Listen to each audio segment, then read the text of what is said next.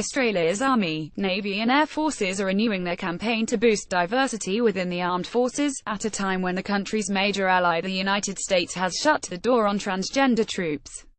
The country's defense minister, Senator Marise Payne, last Friday announced a new advertising campaign promoting employment in the Australian Defence Forces (ADF) to Australians from a range of cultural and religious backgrounds. Servicemen and women from Indigenous, Vietnamese, Indian and Muslim backgrounds are amongst those featured by the ADF Families campaign. See also: Census reveals Australia more Asian, less religious than ever. https://www.youtube.com Watch 958MFFKHW. Senator Payne said it was part of the government's commitment to ensuring the military reflects the Australian community it seeks to protect. A diverse workforce provides a greater range of ideas and insights to challenge accepted norms and will help strengthen our capability and our operational effectiveness, she said, as quoted by SBS.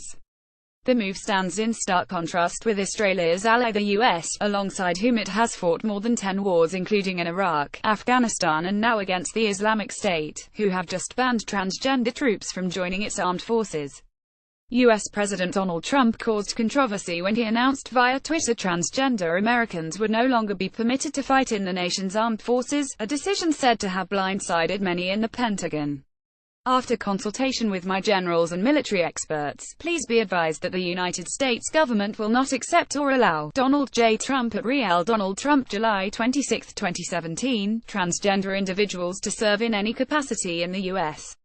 military. Our military must be focused on decisive and overwhelming. Donald J. Trump at Real Donald Trump, July 26, 2017. Transgender former Australian Army officer Catherine McGregor called Trump's decision regrettable and said, in a democracy, any suitably qualified person should be able to serve in the military so long as they were fit and patriotic to do so.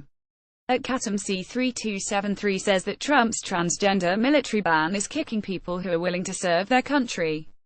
pic.twitter.com 07IDAJ561JC News Breakfast at Breakfast News, July 27, 2017. See also: Australia military may scrap all gender barriers under the leadership of Lieutenant General David Morrison. The Australian Defence Forces (ADF) has pushed for greater diversity of cultural backgrounds, gender and sexuality. According to Defence's Diversity and Inclusion Strategy 20,122,017, the department prioritizes recruitment of women, Indigenous Australians, people from culturally and linguistically diverse backgrounds, and LGBTI persons. Source: Department of Defense. The ADF lifted its ban on allowing gay and lesbian soldiers to serve in 1992, and a study in 2000 found the move had no identifiable negative effects on troop morale, combat effectiveness or any other measure of military performance. While the lifting of the ban was not immediately followed by large numbers of personnel declaring their sexual orientation, by the late 1990s, significant numbers of officers and enlisted personnel had successfully and largely uneventfully come out to their peers, the report said.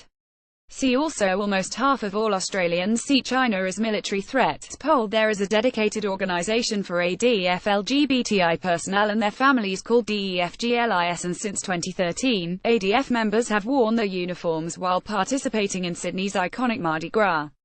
Everyone in defence, LGBTI or not, serves their country with pride, and marching at the Mardi Gras shows LGBTI members are accepted and welcome in our workplace, Able Seaman Reece Noblet told the Navy Daily in March.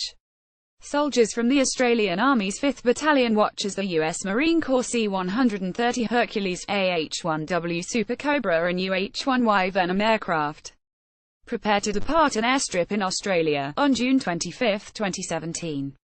Source: ADF. I think it's important for organizations that may have had a history of homophobia to show we represent all of the community, we are a great place to work, and that the ADF values LGBTI members, Able Seaman Paul Hollingworth said.